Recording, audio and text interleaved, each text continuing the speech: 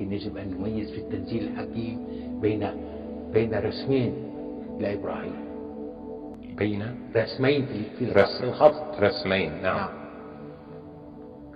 في سورة البقرة، في كل سورة البقرة حوالي 14 مرة مذكور إبراهيم. نحن بنقرأ إبراهيم وإبراهيم ما فيه. أي مصحف تفتح، نعم تفتح نعم أمامنا شيء، نعم كتاب الله أمامنا. أنا أقول للمشاهدين يفتحوا المصحف، افتحوا على إبراهيم بسورة البقرة، لا توجد ياء في الاسم، ما فيها ياء أبدا. إبراهيم من بعد سورة البقرة لا آخر المصحف إبراهيم، وهذه دلالة على أنا شيرت أكثر من نعم نعم، وهذه دلالة على أن الكتاب من عند الله. ليش عم يميز؟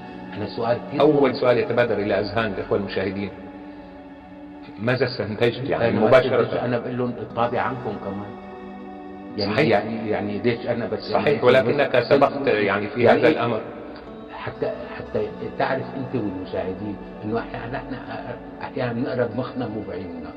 يعني أنتوا يا سادة مشاهدين وقت عم تفتحوا وتقروا المصحف مو فاتحينه، ما إبراهيم قدامكم، ولا يمكن أن يكون الأمر عبثي يعني. لا مو قدامكم، بس أنتوا عم تقروها إبراهيم لأنه إبراهيم بيوم موجود. يعني إن شاء الله سنقرأ بمخنا يعني، ولكن نسألك إنه هل هناك شخصيتان يعني؟ الله أعلم، أو هناك مرحلتان لإبراهيم على الأقل. وهل يتغير الاسم من مرحلة إلى أخرى؟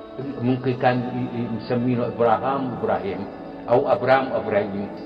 شوف يعني أنا هيك عم بحكيها. نعم لا تملك دليل حسي لا يعني. لا أبدا.